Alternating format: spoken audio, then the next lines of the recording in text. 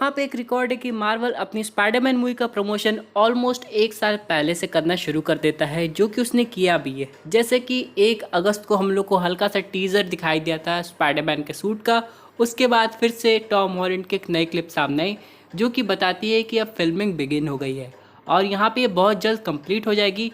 लेकिन इससे related Marvel ने बहुत सारी चीज़ें ऑलरेडी बता दी हैं, जैसे कि इसमें कौन कौन इन्वॉल्व होने वाला है।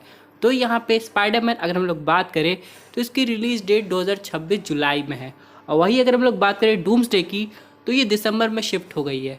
अब सबसे बड़ी बात ये है कि ये जो मूवी है ये एवेंजर्स डूम्सडे से पहले आ रही है, तो फैंटास्टिक फोर के बाद ये अगली सबसे इम्पॉर्टेंट मूवी हो जाती है, जिसमें हम लोग को बहुत सारी चीज़ें देखने को मिलेंगी।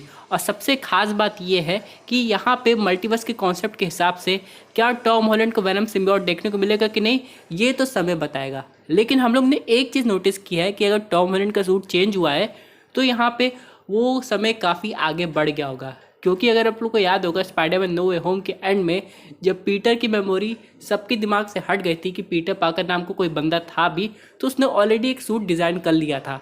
अब यहाँ पे एक नया सूट जब सामने आया है तो यहाँ पे हम लोग को थोड़ा बहुत समय आगे का दिखाया जाएगा।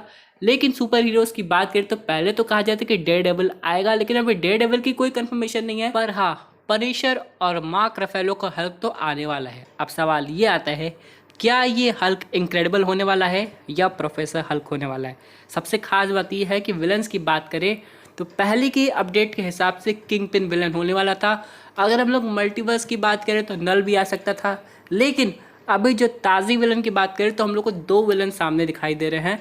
सबसे पहला नाम आ रहा है मिस्टर नेगेटिव का, उसके बाद स्कॉर्पियन का। हाँ, ये वही स्कॉर्पियन है जो हम लोग को स्पाइडरमैन के पार्ट 1 में देखने को मिला था, और ये डेफिनेटली वापस आ रहे हैं अपने कॉमिक एक्यूरेट सूट के साथ।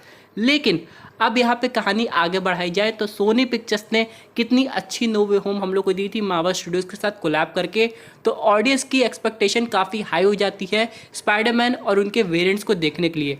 तो डेफिनेटली एक इंपॉर्टेंट सवाल ये आता है कि आगे जाके मार्वल हम लोग को सिर्फ टॉम वेरिएंट का स्पाइडरमैन दिखाएगा इसमें, या फिर बाकी वेरिएंट्स भी आएंगे जैसे कि टॉबी मैगवायर और एंड्रू गारफील्ड। लेकिन खास बात यह है कि इसको काफ़ी सीक्रेट रखा जाएगा, पिछली बार की तरह चीज़ें ज़्यादा लीक नहीं होगी, जो कि ऑडियंस को और ज़्यादा एक्साइट कर सकती है। वैसे अगर आप लोग कमेंट करके ज़रूर बताइएगा कि आपको पहला लुक कैसा लगा, और आपके हिसाब से यहाँ पे सिर्फ टॉम पे फोकस करना चाहिए या बाकी स्पाइडरमैन वेरिएंट्स को भी दिखाना चाहिए। पर यहाँ पे अगर मैं अपनी बात करूँ तो मैं लिटरली वेनम को काफ़ी मिस कर रहा हूँ। जिस तरीके से वेनम द लास्ट डांस दिखाया गया था, बहुत सारे लोग उम्मीद लगा रहे हैं कि कहीं ना कहीं हम लोग को वेनम का छोटा वर्जन हम लोग को इस मूवी में देखने को मिले, जो कि बाद में टॉम हॉलैंड के स्पाइडरमैन के साथ बॉन्ड हो जाए।